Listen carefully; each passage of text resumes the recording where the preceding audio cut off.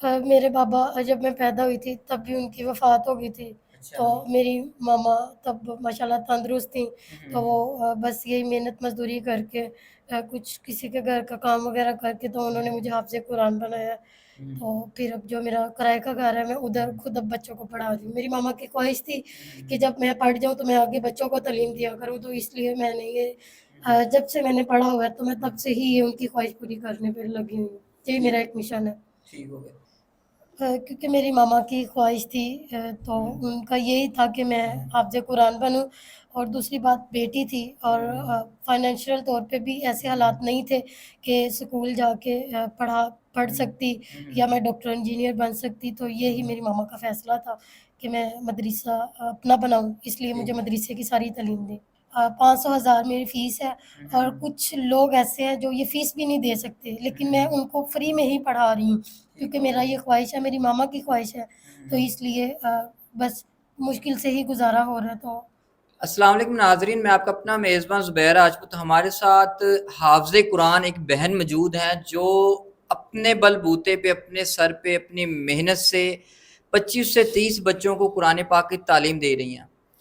इनसे जानते हैं कि ये इनका खुद किराए का घर है और वालिद सर पर नहीं है, वालिदा हैं, अपने घर को सर्वाइव कैसे करती हैं और इनके दिल में ये ख़्याल कैसे आया कि बच्चों को पढ़ाया जाए, दीन की तालीम को आगे बढ़ाया जाए। इस सिलसिले में क्या परेशानियाँ इनको दरपेश हैं, क्या मुश्किलात पेश आ रही हैं, इनसे जानते हैं। अस्सलाम वालेकुम। वालेकुम अस्सलाम। अच्छा बहन बताइएगा कि आप खुद माशाल्लाह हाफ़िज़े कुरान हैं, आपकी वालिदा ने आपको हाफ़िज़े कुरान बनाने के लिए किन मुश्किलात का सामना किया, जबकि आपके बाबा भी सर पे नहीं हैं? मेरे बाबा जब मैं पैदा हुई थी तब भी उनकी वफ़ात हो गई थी। अच्छा। तो मेरी मामा तब माशाल्लाह तंदुरुस्त थीं, हुँ, तो हुँ। वो बस यही मेहनत मज़दूरी करके कुछ किसी के घर का काम वग़ैरह करके तो उन्होंने मुझे हाफ़िज़ कुरान बनाया। हुँ, तो फिर अब जो मेरा किराए का घर है, मैं उधर खुद अब बच्चों को पढ़ा रही हूँ। मेरी मामा की ख़्वाहिश थी कि जब मैं पढ़ जाऊँ तो मैं आगे बच्चों को तालीम दिया करूँ, तो इसलिए मैंने ये जब से मैंने पढ़ा हुआ है तो मैं तब से ही ये उनकी ख़्वाहिश पूरी करने पे लगी हुई हूँ। यही ठीक मेरा एक मिशन है। ठीक हो गया। अच्छा मुझे बताएँ कि जब आपने बताया कि जब आप पैदा हुई थी, ज़ाहिर-सी बात है उस टाइम आपकी वालिदा जवान होंगी। तो उन्होंने दूसरी शादी क्यों नहीं कर ली? ज़ाहिर-सी बात है, मैं एक बेटी थी, हुँ, हुँ, तो हुँ। वो मामा की ऐसा कोई ख़्याल ही नहीं है कि मामा शादी करें, बस यही चाह रही थी कि मैं इसको अपना बेटा बनाऊँ, यही मेरा सहारा बने और इसी को मैं लेके आगे चलूँगी। इसलिए उन्होंने शादी नहीं की और मुझे अपना बेटा बनाया, बेटी नहीं, बेटा बनाया। अच्छा, आपकी मामा के दिल में ये ख़्याल कैसे आया कि मैंने अपनी बेटी को हाफ़िज़े कुरान ही बनाना है, तब के आजकल के लोग जो हैं, माँ-बाप हैं, वो कहते हैं जी हमने अपनी बेटी या बेटे को इंजीनियर बनाना है, डॉक्टर बनाना है या टीचर बनाना है, हाफ़िज़े कुरान ही क्यों? क्योंकि मेरी मामा की ख़्वाहिश थी, तो हुँ, उनका यही था कि मैं हाफ़िज़ कुरान बनूँ।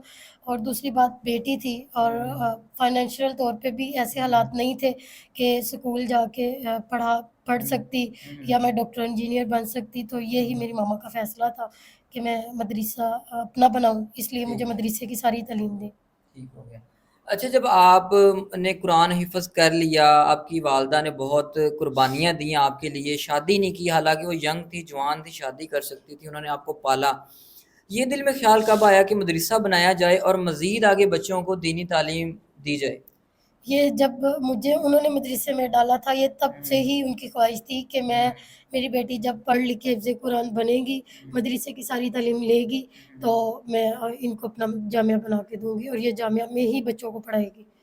अच्छा बहन आप खुद किराए के मकान में रहती हैं, तो मदरसा कैसे बना लिया?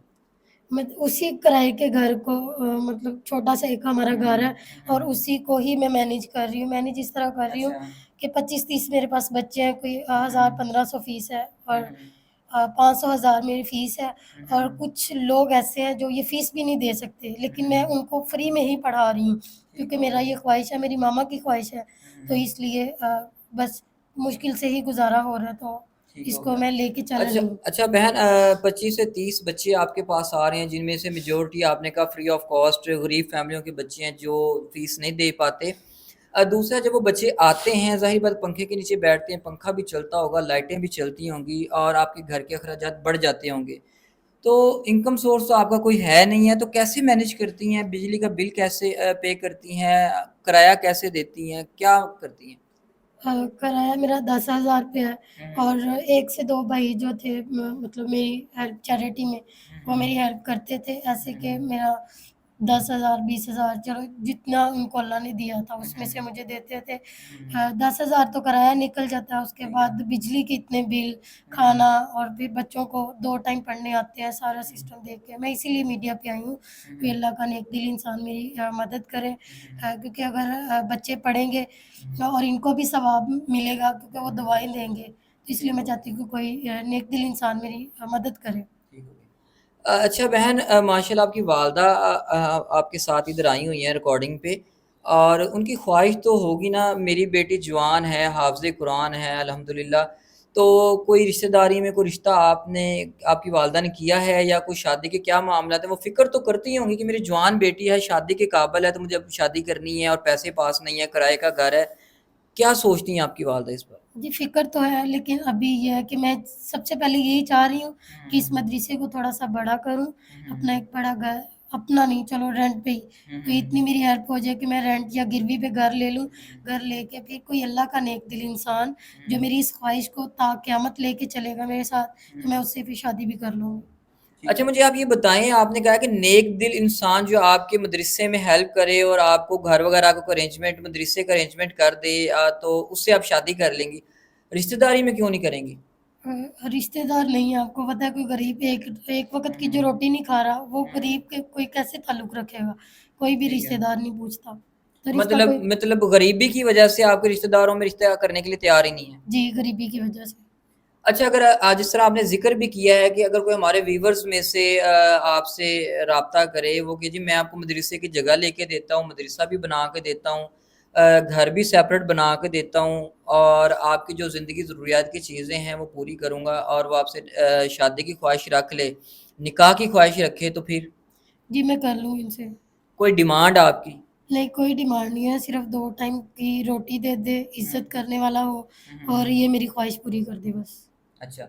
अच्छा बहन, अगर जो बाहर हमारे ओवरसीज़ भाई हैं ना, वो बहुत अच्छा खाते हैं, कमाते हैं, माशाल्लाह वेल सेटल हैं, उनके अच्छे कारोबार हैं, अच्छी नौकरियाँ हैं, पढ़े-लिखे भी होते हैं, कुछ कम पढ़े-लिखे भी होते हैं। लेकिन अक्सर हज़रात ऐसे हैं, उनमें तादाद ऐसी होती है जिनकी उम्र थोड़ी ज़्यादा हो चुकी होती है, जिनकी वाइफ़ की डेथ हो चुकी होती है, या वो साहिब हैसियत हैं, वो 2 या 3, 4 शादियाँ करने के अहल हैं। वो बराबरी बराबरी की बुनियाद पे कर सकते हैं। वो अगर कोई राब्ता करे, जी मैं सेकंड मैरिज करना चाहता हूँ, या उम्र में थोड़ा बहुत ज़्यादा हो या तालीम 19-20 हो, तो इस बारे में आप क्या कहेंगे? जी, मैं फिर भी उन्हें कबूल कर लूँगी, अगर हुँ, वो हुँ। मेरी ये मदरसे वाली मेरी हुँ, ख्वाहिश हुँ, पूरी हुँ। कर देंगे, तो मैं वो भी हुँ। कबूल कर लूँगी। मतलब आपको इस चीज़ से इतराज़ नहीं है, सेकंड मैरिज वाला हो, शरीयत में तो वैसे भी 4 जायज़ है, तो आप माशाल्लाह खुद हाफ़िज़ कुरान है, तो आपको तो ये राइट है कि आप इस चीज़ को सपोर्ट करें। जी, ऐसे ही है। ठीक हो गया। मतलब आप शादी ही ऐसे शख़्स से करेंगी जो सेकंड मैरिज जिसने करनी हो। जी, ऐसे ही करूँगी। ठीक है। मतलब आप इस चीज़ को, इस्लाम की इस पॉइंट को सपोर्ट करेंगी। जी, मैं इस चीज़ को भी सपोर्ट करूँगी। ठीक हो गया। तो जी नाज़रीन, आपने हाफ़िज़ कुरान बहन की सारी कहानी जान ली है। इनकी वालदा बिहाइंड द कैमरा हमारे साथ बैठी हुई हैं और बच्चों को पढ़ाती हैं। बहुत मुश्किल से घर का निज़ाम चल रहा है, किराया नहीं दे होता, बिजली के बिल अक्सर ज़्यादा आ जाता है। कुछ हज़रात थे जो इनके मदरसे को सपोर्ट कर रहे थे, लेकिन अब वो भी सपोर्ट नहीं कर पा रहे, उनके भी कुछ माली मामलात या घर के वसाइल हैं। ज़ाहिर बात है हम उनकी तारीफ़ ही करेंगे, एप्रिशिएट ही करेंगे कि जितना भी उन्होंने सपोर्ट किया है, अपनी जन्नत बनाई है, अपनी आखिरत को सँवारा है।